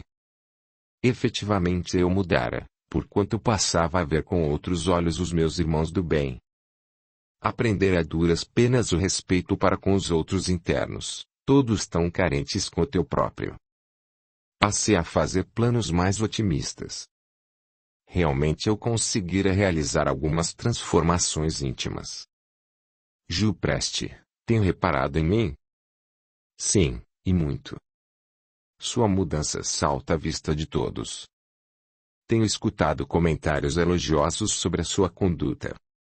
Já não era sem tempo. Penso da mesma forma. Já não era sem tempo. Melhor assim. Recebemos de justos a informação da proximidade do seu renascimento. Acontecerá dentro de 12 meses. Alegrei-me. É bom já termos uma data. Quando trabalhamos com dedicação e afinco, o tempo parece voar, e foi justamente o acontecido com a data do meu nascimento. Os primeiros tempos foram muito difíceis. Novamente me encontrava inserido na família sem recursos monetários. O trabalho era prioritário para que nos mantivéssemos vivos. Dessa vez o meu lar não era nos campos mas sim em plena cidade. Paris, século XIII, ano de 1250. Minha família servia ao rei. Morávamos num dos alojamentos do imenso castelo pertencente à Sua Alteza Real. Devo confessar que as instalações eram bem melhores e a comida era, igualmente, mais farta, embora não fosse em excesso. François era o terceiro filho do casal. Acima de mim havia Charles e Francine, enquanto abaixo havia Vicente. Vivíamos em harmonia. Meus pais eram muito exigentes, motivo pelo qual sempre ralhavam comigo por qualquer motivo. Eu lhes obedecia, invariavelmente. Nunca levantava voz para os mais velhos nem tampouco brigava com meus irmãos. Devotava-me ao bom viver, conforme aprendido na casa de Nazaré. Meu pai era soldado da cavalaria real. Eu adorava cavalos. Achava-os lindos e garbosos, além de orgulhosos e valentes. Desde pequeno desejava seguir os passos paternos. Minha mãe uma das arrumadeiras do castelo. Tratava-se de uma mulher bastante rabugenta e faladeira. Vivia falando mal de toda a corte. Para ela nada estava bom, ninguém era moralizado. Vejo-a hoje como uma mulher imensamente revoltada e infeliz naquela posição. Até os meus 15 anos não me lembro de nenhum pensamento de ganância nem de ódio nem de rancor, e nem de conquista. Desejava apenas, montado num cavalo, servir ao rei. As guerras eram muito comuns naquele século, de modo que estávamos sempre às voltas com mortes de guerreiros. Desaparecimentos de maridos e filhos eram comuns, causando enormes sofrimentos para as esposas e mães. Isso me sensibilizava. A verdade era que não podia ver nenhuma mulher chorando que desejava consolá-la. Com 16 anos me fiz soldado. Ganhei um cavalo para minha montaria, e as jornadas de trabalho aumentaram. Além de cuidar de mim, precisava também cuidar dos animais, dos companheiros de tropa, e providenciar alojamentos quando estávamos em campanhas fora da cidade e do país. Vida difícil. Sempre que possível, quando nos alojávamos perto de alguns vilarejos ou cidades maiores, visitávamos as tabernas. Muitas bebidas sem mulheres. Meus instintos sensuais estavam a todo ímpeto. Não podia ver uma saia que logo corria atrás. Moças bonitas, novas, a maioria buscava diversão. Também encontrei algumas outras moças nas mesmas condições, porém por imposições dos próprios pais. Conheci a vida pelo pior lado. A dor pungente. Quando chega, é amarga. Várias, meninas ainda, pediram-me para levá-las comigo. Eu, como um bom aproveitador, iludia todas. Era capaz de passar horas ouvindo seus lamentos, mas era incapaz de correr algum risco por elas. Não foi assim com Margot, uma jovenzinha de 14 anos por quem me apaixonei perdidamente. Estávamos no sul da França quando a conheci. Ela vivia em uma taberna como cozinheira e, nas horas vagas, servia de dama de companhia para o primeiro bêbado que oferecesse mais pelos seus serviços. O taberneiro sabia explorá-la muito bem, pois, afinal de contas, Margot não passava de um peso morto, filha de seu irmão morto na guerra. Um dia a cunhada daquele chegou com a garota, pediu-lhe abrigo por uns dias, e sumiu na vida, deixando para trás aquele fardo. Era preciso então cobrar-lhe a estadia, a comida, a roupa, etc. Desde seus 11 anos Margot atendia tanto ao tio quanto a qualquer bom pagador que aparecesse. Como era uma jovem muito bonita, nunca lhe faltavam assediadores. Fui eu também um deles. Margot encantava-me. Sua vitalidade, seus olhos negros profundos, seus cabelos macios. Aparentemente tudo me chamava a atenção naquela cozinheira e cortesã. Lembro-me bem de todos meus companheiros terem desfrutado das horas de prazer da menina moça encantadora. Eu, no entanto, fui o mais pertinaz. Ficamos acampados muitos dias, mais de 2 meses, na verdade, pude então chegar a me apaixonar. Margot nada dizia, mas, em algumas ocasiões, percebia certo temor em seu olhar e, então, evitava-me. Com o orgulho ferido por notar seu desprezo, comecei a mudar minhas atitudes. Antes fora a tenura, talvez a piedade, por saber das dificuldades por ela vividas, agora era a raiva que agitava meu íntimo. A mudança fez ressurgir novamente o antigo bárbaro. Tive ímpetos de esbofeteada muitas vezes e por pouco não o fiz. Ao mesmo tempo sentia-me atraído, algo em mim mesmo estreitava os laços de união com a bela e candente francesinha. Por preço relativamente barato comprei a exclusividade da companhia de Margot. Cumpria minhas obrigações no acampamento e, à noite, minhas horas eram dedicadas ao lazer. Muitas vezes usei da força para conseguir o prazer carnal. Naquelas horas Margot olhava-me com os olhos marejados de lágrimas, e o arrependimento batia-me. Outras vezes eu mesmo me afastava e deixava-me levar por diferentes companhias. Enfim, pensava eu. Por que não aproveitar minha juventude e virilidade para me divertir? Estou me envolvendo demais com a enjeitadinha, preciso tomar cuidado para não me comprometer demais. Já era tarde. Por fim, quando a ordem de levantar acampamento soou, desesperei-me em deixar minha francesinha preferida. Porém, na noite da véspera de nossa partida, fui surpreendido pela visita do taberneiro. Você não vai sair sozinho daqui, não. Se pensa que vai deixar uma mulher prenha para eu cuidar, está muito enganado. O quê? Perguntei quase gritando, descontrolado. Foi isso mesmo que você ouviu. Aquela desgraçada deixou-se engravidar. Agora você que leve os 2 daqui ou eu afogarei ela e a criança antes mesmo desta nascer. Não posso levar ninguém. Não quero família.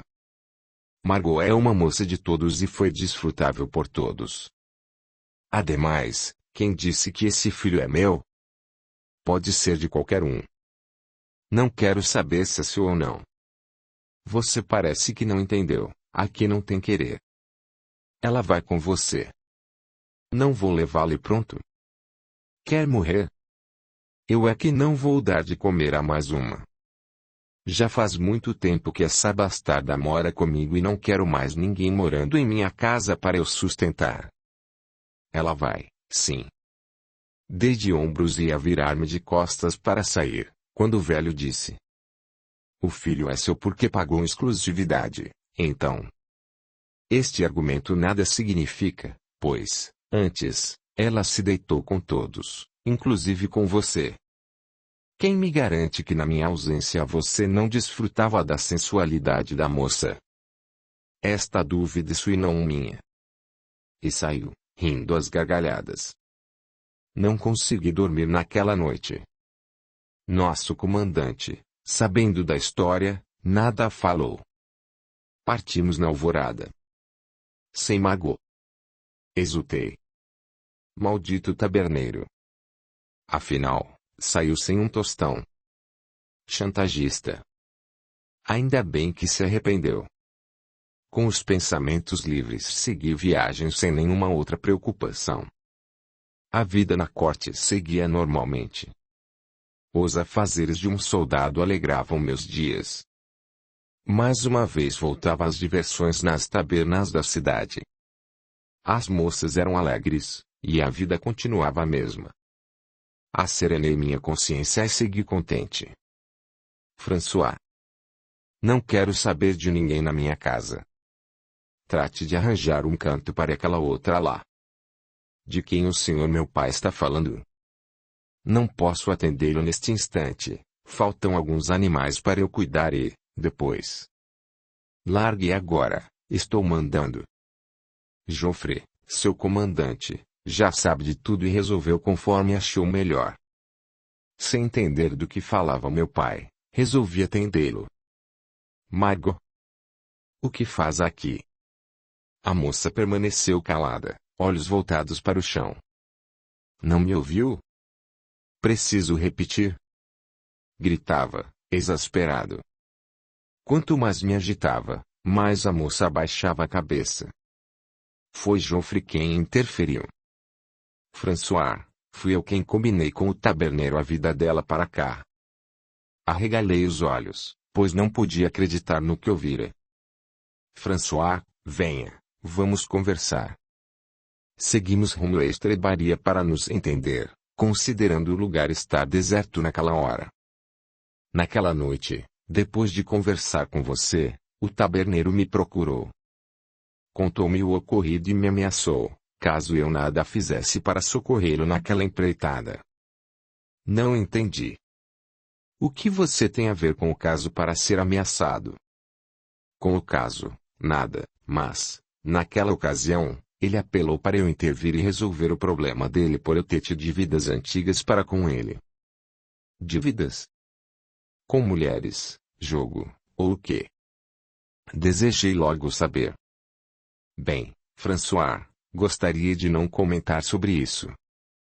Como assim, não comentar? Quer dizer que você combina tudo, arruína minha vida, e depois não quer me contar o motivo? Quero saber, caso contrário irei levá-la de volta e que se dane a sua dívida. Resolva seu problema com ele. Cale-se, François, fale mais baixo, alguém poderá nos ouvir e estarei perdido. Então fale logo. Ameacei-o. Percebendo o desconforto de meu superior, comecei a tirar vantagem daquela situação. Poderia dominá-lo e virar o jogo. Tudo era possível. Eu já não era mais o mesmo, minhas disposições íntimas estavam mudando. Toda a passividade existente em meus 20 anos estava desaparecendo. Será que Gravion estaria ressurgindo? Sim, minha antiga personalidade estava novamente me dominando, lenta, porém de forma efetiva. Joffre iniciou o relato, meio constrangido. François, eu não esperava esta sua reação. Você me parecia um rapaz mais cordato. As aparências enganam. Ademais, também fui traído e quero revanche. O que você pretende fazer com minha confissão? Até agora não sei. Preciso averiguar os fatos e depois decidir. Pense bem, François. Podemos fazer uma parceria. Afinal de contas, a menina não é tão ruim, não é de se jogar fora. Fez muito sucesso lá na taberna e poderá fazer o mesmo aqui também. Ora, Geoffrey. Você está tentando me induzir a ficar com a moça. Cocei a cabeça e pedi para que continuasse. Quando eu era mais jovem apaixonei-me pela filha da Condessa Mariette. Suzette era um primor, porém minha condição de cavalariço não me permitia qualquer aproximação. Admirava ao longe. Partia meu coração ver aquela jovem menina, nos seus 14 anos, ser cortejado pelos nobres adversários. Adversários. Você não achou que foi muita pretensão sua? Naquela época eu não vi desta maneira. Ela haveria de ser minha. Continuando, Suzette era encantadora e, quanto mais o tempo passava, mais eu me apaixonava. Antoine, o atual taberneiro, tio de Margot, trabalhava aqui, junto à realeza, cuidando das hortaliças. Éramos muito amigos. Um confidenciava com o outro e era evidente que não eu agiria diferente com meu amor por Suzette. Contei-lhe tudo. Quanto tempo faz isso? Muito tempo, 31 anos já se passaram desde o ocorrido. Antoine traçou um plano. Roubaríamos a filha da condessa e a levaríamos para longe, onde eu poderia desfrutar da minha amada. Prometi ao amigo que cuidaria dela com desvelo, pois era o grande amor de minha vida. Tudo planejado e acertado, executamos a operação. Numa noite predeterminada nos reunimos no corredor perto do quarto de Suzette. Com interesse puramente sensual, Antoine preparou uma das damas de companhia da pequena jovem a fim de podermos raptá-la tranquilamente. Comente, compartilhe, e por favor, deixe o seu like. Para você não custa nada, mas para nós, o seu incentivo fará muita diferença. Ele ajudará o canal a crescer e seguir publicando. Obrigado. A gratidão é o caminho da evolução. Capítulo 8. O plano previa colocar uma dose de barbitúricos na alimentação noturna de Suzette para que ela dormisse profundamente e nada notasse, bem como providenciar para que ninguém estivesse nas imediações de seus aposentos. O desejo carnal aflorado e o vinho embriagante resolveram o problema. A dama de companhia adormeceu e Antoine e eu pudemos sair em segurança das dependências do castelo, carregando o fardo precioso, o mais valioso de minha vida. Tudo correu conforme planejado. Depois de sairmos das muralhas da moradia imperial, rumamos céleres para o local que hoje é a pousada onde vivia Margot. Na época era um local abandonado, de propriedade de minha família, terras conquistadas pelo meu bisavô com emprestação de favores para o antigo rei. Quer dizer então que você é dono da taberna? Perguntei com ar de espanto. Não, François, dei-a para Antoine em pagamento aos serviços para mim emprestados, ou seja, trazer-me Suzette. A minha parte na propriedade é justamente o pedaço de terra onde foi instalada a taberna. Há 31 anos só existia uma pequena cabana utilizada como ponto de parada para as campanhas de guerra empreendidas pelo rei. Ninguém da sua família estranhou o fato. Sim, meus irmãos, pois os antepassados já haviam morrido e nem mesmo meus pais viviam. Inventei uma história convincente. A cabana seria usada pelo próprio rei em missão especial, tão especial que era confidencial. Quem falasse sobre isso, morreria. Assim todos se calaram e até hoje ninguém soube da verdade. Então continue, estou ansioso para saber o desfecho desta aventura. Sabe, François, hoje me encontro arrependido. Estou casado, tenho uma filha, E morro de aflição em pensar que caso semelhante possa acontecer com minha Henriqueta. Deixe de besteira, continue. Não acho que esteja arrependido, visto haver prejudicado minha vida agora. Exatamente por isso foi que agi defendendo Margot. Vi nessa criança minha filha, apenas um pouco mais velha. Não lhe desejo o mesmo drama de consciência para você daqui a alguns anos. Ora, Joffre. Esta conversa está ficando muito piegas. Eu decidirei o que fazer da minha vida, não gosto de intromissões. Sempre o vi de forma diferente, sempre cordato com seus pais. Eu o conheço desde criança e durante todo esse período você me pareceu ser um bom rapaz. As coisas mudaram. Tenho para comigo que fui um fraco neste tempo todo, principalmente com meus pais e irmãos. Agora quero aproveitar a vida, principalmente com as mulheres. Adoro me sentir o dono dessas vadias. Calma. Não devemos tratar as mulheres violentamente. Aprendi isso com meus próprios erros. Continue sua história, quero saber. Bem, logo que cheguei na cabana com Suzette coloquei-a no monte de feno que servia de cama para todos aqueles que lá pernoitavam. Encontrava-me sozinho, pois Antônio ficara em casa, era o combinado. Tudo deveria voltar ao normal, mesmo porque não poderíamos levantar suspeitas com o desaparecimento de uma jovem da nobreza. Minha ansiedade era exagerada. Em minha mente eu estava perdidamente apaixonado por aquela jovem mulher. Minha cobiça perturbava-me. Comecei então a despi-la. Ainda adormecida, senti o frescor de sua pele em meus dedos. Para minha satisfação maior, molhei seu rosto com água fria e chamei-a. O prazer sórdido exigia o despertamento de Suzette. Em minha fantasia ela deveria acompanhar todo o desenrolar. Era como estar me vingando de alguém, de algo que não estava consciente para mim. Esta sua narrativa também me traz uma grande satisfação na medida em que sinto internamente o mesmo com relação a Margot. François, isso é loucura. Tenho idade para ser seu pai e, com experiência, afirmo-lhe não ser nada bom. Vivo atormentado por meu erro do passado. Nada respondi, apenas dei de ombros. Tanto fiz que despertei Suzette. Atônita, de pronto não concatenou a cena adequadamente. Somente quando a possui com violência foi que despertou totalmente. Gritou em desespero ao perceber-se desnuda e, sem poder se soltar, desandou a chorar. Eu me divertia. O descontrole da moça atiçava minha audácia, o alimento para minha loucura era o sofrimento de Suzette. Lembrando-me hoje desses fatos, sei com precisão que não a amava. O desequilíbrio levara-me àqueles atos insanos. Como ela gritava muito, então esbofeteei-a várias vezes até ao ponto de fazê-la desacordar. Continuei no desvario. Exausto, adormeci também. Acordei, verificando ser madrugada.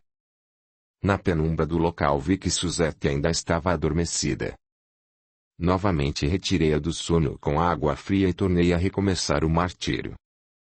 Não tenho palavras para descrever minha glória nem menos ainda para descrever o atroz sofrimento da mulher aviltada.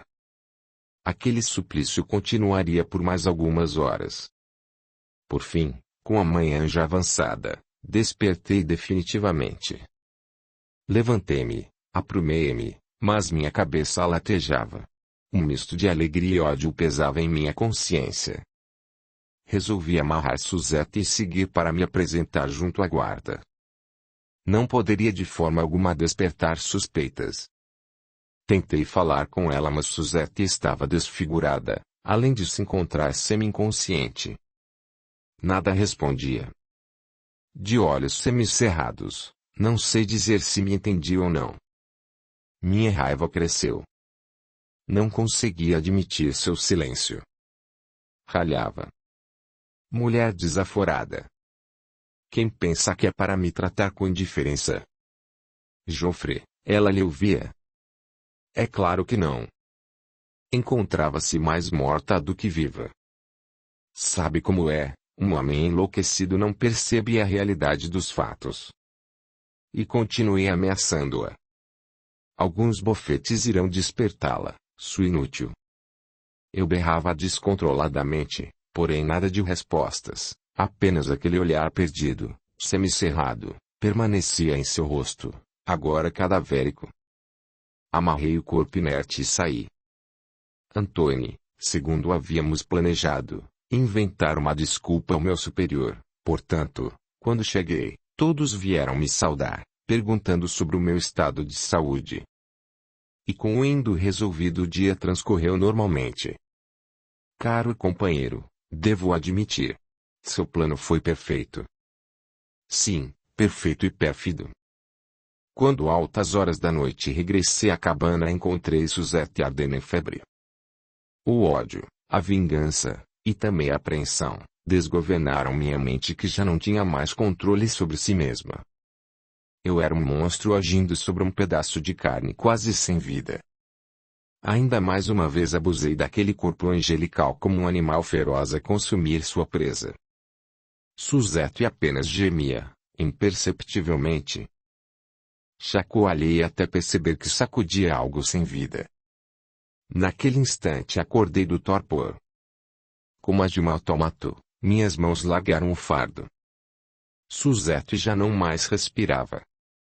Angustiado, tentei em vão ressuscitar alguém que já não pertencia ao mundo dos vivos. Deixei-me desabar no feno. Meu corpo tremia, minha cabeça girava, meu estômago revirava sem controle. Tentei levantar e aprumar-me, mas foi inútil. Desfaleci. Acordei com Antônio me sacudindo. Acorde, homem, já vai amanhecer. Você precisa estar na infantaria quando todos acordarem. Constância, dama de companhia, não pode mais esconder o desaparecimento de Suzette. Hoje mesmo ela vai anunciar ao conde que a filha desapareceu. Pelo visto não temos mais a pequena condessa, e está morta. O quê? Deixe-me em paz, preciso dormir. Respondi-lhe sem lucidez. Então Antônio despertou-me com um bom balde de água fria. Vamos, Joffre, precisamos dar um fim neste corpo. Só então foi que tornei a realidade. Aturdido, lembrei-me então de cada cena. O que havia feito. E desde aquele momento a culpa me persegue. Até hoje não vivo um dia sequer sem a lembrança do ocorrido. Enterramos o corpo, voltamos para casa, e deixamos a vida transcorrer. Por um período as buscas foram incessantes, mas o tempo tratou de deixar apenas marcas nos corações dos envolvidos, quero dizer, nos corações paternos e no meu. Como nada foi achado nem pista alguma encontrada, o caso foi sumariamente encerrado. E a dama de companhia, nada a disse. Matei-a. O medo de ser denunciado levou-me a mais um delito para o envelhecimento de minha consciência já tão conturbada. Assim foi que, vendo o sofrimento de Margot, resolvi ajudá-la. Não gosto das atitudes de Antoine para com a jovem desde que foi deixada em sua casa. A menina não tem culpa dos erros maternos, mesmo porque o taberneiro é um mau caráter. Vejam só quem fala. Pode debochar, François. Hoje já não revido mais as ofensas. As culpas das desgraças ocorridas por minhas mãos mudaram meu caráter. Azar seu. Não lhe dou o direito de se intrometer em minha vida por causa dos seus problemas de consciência. Permita-me continuar. Vaguei por 10 anos tentando aplacar minha dor, aniquilei-me como homem e como soldado, passei a beber desenfreadamente, e me tornei um farrapo. Só permaneci na guarda pelos bons serviços de minha família, porque de mim mesmo esta nada poderia esperar. Não parece ser um farrapo. Hoje não. Devo minha mudança totalmente a Elizabeth, minha esposa. Ela, por amor, dedicou sua vida ao meu restabelecimento. Com suma dedicação conseguiu me amparar e, aos poucos, fui largando a bebida. Ela soube das suas aventuras? Perguntei em tom de zombaria. Sim. Uma noite, em meus delírios, contei-lhe tudo. Compreendeu e resolveu ajudar-me. Ora vejam. Uma santa. E ri até não poder mais. Amigos que me leem. Estava eu novamente entrando na má sintonia, trazendo para meu consciente as mesmas mazelas do passado. Renascemos para provar o nosso aprendizado do mundo espiritual. Já lhes narrei o quanto recebera da misericórdia divina. Bastou-me somente uma faísca, o ímpeto sexual, para retornar todas as tendências do passado e serem postas, agora, em ação. Mais uma vez deixei-me levar pelos defeitos de meu caráter. A reencarnação é o veículo para nossa evolução moral tanto quanto é também para nossa permanência no erro. A carne facilita a ação equivocada do nosso espírito justamente por ainda sermos apaixonados pela matéria. Só quando entendermos que a matéria nos serve de instrumento evolutivo e superarmos a desenfreada paixão por ela é que conquistaremos as virtudes espirituais. Nosso caráter se alinha com a justiça divina. François, agora que sabe toda a verdade, o que pretende fazer? Quem sabe? Devolver Margot para Antony. Ele irá matá-la. E daí? Já não participou de uma armadilha causando uma morte. E não foi você mesmo quem assassinou não uma, mas duas mulheres. Qual é o problema? O escrúpulo bateu em sua consciência. E gargalhei estrondosamente. François, contei-lhe toda a minha história para você compreender o quanto estou arrependido. Fiz por essa menina o que deveria ter feito por Suzette, ou seja, protegê-la e nunca fazê-la sofrer. Não amo Margot nem nunca irei amá-la, não carregarei esse fardo colocado em minhas costas por você. Ademais não posso garantir que esse filho seja meu, se é que existe mesmo uma criança naquela barriga. Espere um pouco, rapaz, não tire sua culpa do ocorrido. Você manteve Margot com exclusividade. Ela está grávida realmente e o pai só pode ser você. Também lhe digo. Além disso ela é uma menina ingênua e pura de coração, levada pela insanidade de Antony a manter uma vida totalmente desregrada. Você precisa e deve dar a ela uma vida digna. Ela merece. Não vou fazer isso. Não há nada que me obrigue. Eu posso lhe obrigar, como seu superior. Você me deve obediência em qualquer lugar que estejamos, principalmente em campanha, como foi o caso. Não me obrigue. Posso delatá-lo, contar toda a verdade ao próprio rei, se for possível. Deixe de ser tolo. O meu caso aconteceu há mais de 30 anos.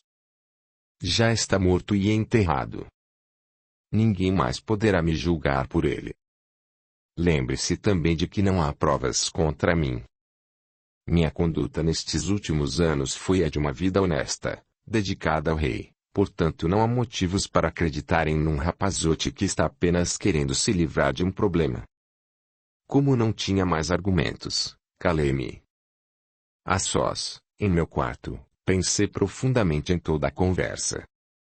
Em meu íntimo pulsava um pensamento de carinho pela jovem Margot, mas, é claro que não me dava conta da influência amorosa de Gil preste a me alertar quanto ao meu planejamento reencarnatório, aos meus compromissos com os desafetos do passado e, principalmente, que meu caráter deveria ser ilibado.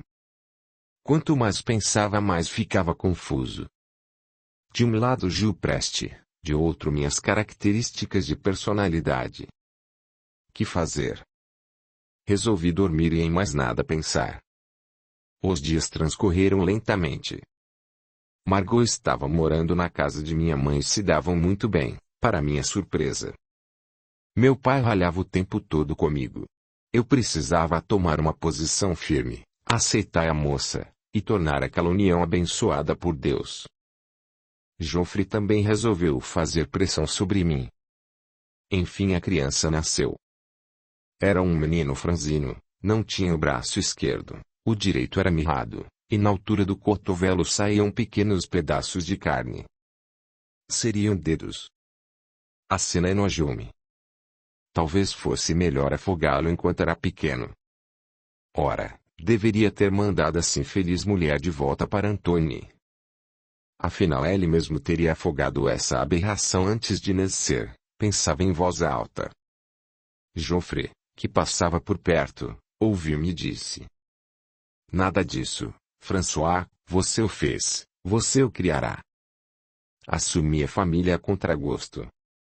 Margot não me amava, tampouco eu amava. Vivíamos distantes um do outro. Nosso contato era, de minha parte, apenas carnal, pois ela apenas cedia, evitando assim minhas imposições brutais.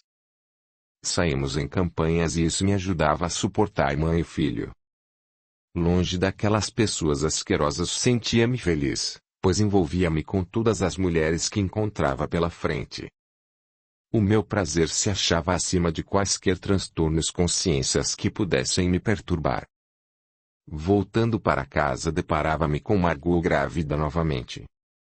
Assim ocorreu em 2 oportunidades. Meu segundo filho, homem também, nasceu com os 2 braços mirrados, ambos com poucos centímetros dos ombros. Daqueles saíram, num, 3 pequenos dedos de uma suposta mão, enquanto no outro saíram 4 dedinhos. Nem preciso dizer do meu enojamento ao vê-lo. Esse Deus está querendo o quê? Punir-me. Estas crianças são demônios gerados por uma mulher demoníaca. Blasfemava constantemente. Rejeitava Margot, mas não deixava de cumprir meu papel de homem da casa. Embriagava-me e a possuía como nos velhos tempos bárbaros. A pobre moça nada dizia, apenas se resignava. Porém o ódio estava bem localizado, estampado em seu olhar. O terceiro nasceu na minha ausência. Quando cheguei deparei-me com mais uma legião de 3 meses. Não pode ser, sua maldita. O que está pretendendo fazer comigo? Trazer o inferno para dentro de minha casa? Chega. Suma de minha vida com estas aberrações ou serei capaz de enforcar você e afogar esses monstros. O ódio me consumia tal qual consumia Margot. Suma. Gritei novamente. A pobre moça, atônita, sem saber o que fazer, arrumou pequena trouxa de roupas e saiu, arrastando os 2 primeiros filhos e carregando o infeliz bebê. A cena era constrangedora. Sem lágrimas, Margot seguiu firme em seus passos. Fechei a porta e deitei-me. Senti um alívio íntimo. Dormi. No dia imediato parecia que nada houvera acontecido. Porém, quando cheguei na estrebaria para selar meu cavalo, alguns companheiros trouxeram-me a novidade. Margot e as crianças estavam na casa de Joffre. Ele as acolhera. Indignado, fui ao encontro do crápula. Quem você pensa que é para novamente se intrometer em minha vida? Fui logo dizendo. Sou eu quem pergunta. Quem é você para se intrometer em minha casa? Lá eu recebo e acolho quem quiser. Nada lhe devo, nem a mínima satisfação. Dito isso, virou-me as costas e saiu. Desnecessário dizer que o ódio cresceu dentro de mim. Já não conseguia mais represá-lo. E na primeira oportunidade desabafei. Essa oportunidade aconteceu na 8ª cruzada, mas minha luta era particular, não me interessava saber se a guerra era santa ou não, se Jesus precisava ser restaurado através de Jerusalém ou não. Essas questões, difundidas em larga escala na humanidade, não eram registradas em minha mente. O que desejava e realmente fiz foi matar indiscriminadamente. Oh, meu Deus! Quanto me arrependo! Se pudesse voltar no tempo, agiria de forma diferente. Quanto orgulho, quanta vaidade, quanto ódio. Hoje entendo que essas emoções desequilibram nosso íntimo e só nos prejudicam. Fui gravemente ferido e fiquei por vários dias entre a vida e a morte. A espada do suposto inimigo atravessou minha coxa. Perdi muito sangue, mas consegui sobreviver. Tornei-me ligeiramente manco. Audiolivro realizado pelo canal Surya Chand Audiobook. Enquanto estava em coma, Ju Preste veio em meu socorro e fui levado em espírito para a casa de Nazaré. Enquanto me refazia do ferimento, minha mãe veio ao meu encontro. Meu filho, o que será preciso para você mudar, efetivamente? Quanto sofrimento ainda será capaz de espalhar em sua existência, tanto para si quanto para os que lhe rodeiam? Eu nada dizia, o ódio ainda movia meus pensamentos. Sei que em seu coração o ódio fala mais alto, mas por que insistir no mal? Ainda é tempo de retomar o caminho do bem, ainda é tempo de retomar o seu planejamento reencarnatório. Não estou morto. Não, não foi morto, sobreviverá. Veio até esta casa para podermos conversar e lhe pedir que, por amor, meu filho, mude. Suas atitudes são contrárias ao seu compromisso. Lembra-se? Sim, lembro-me. Uma nova oportunidade está lhe sendo dada, aproveite-a. O que devo fazer? Como retomar o caminho traçado por Cirílios? Em primeiro lugar, quando regressar para casa, leve sua esposa e filhos. Mas eles me enojam, são monstros. Lembra-se que lhe foi dito que teria 5 filhos e todos teriam defeitos físicos. Eles assim nasceriam porque sofreriam em seus próprios corpos as maldades que fizeram sofrer nos corpos alheios. Lembra-se também de que foi você quem os induziu ao erro. Pois bem, agora que deve orientá-los para o bem, joga-os fora como se fossem monstros. Filho, retome a consciência do bem, siga e cumpra com dignidade os seus compromissos. Não desperdice novamente a oportunidade divina de se melhorar e ajudar o próximo a se melhorar. Construa, por sua vez, o que no passado destruiu e ainda continua a destruir. Mãe, e todas essas mortes que causei? Um dia você terá que reajustar essas ofensas diante da lei divina, porém agora não é o momento. Uma coisa de cada vez. Trate de cumprir o que foi planejado. Não posso resolver agora. Grave-o.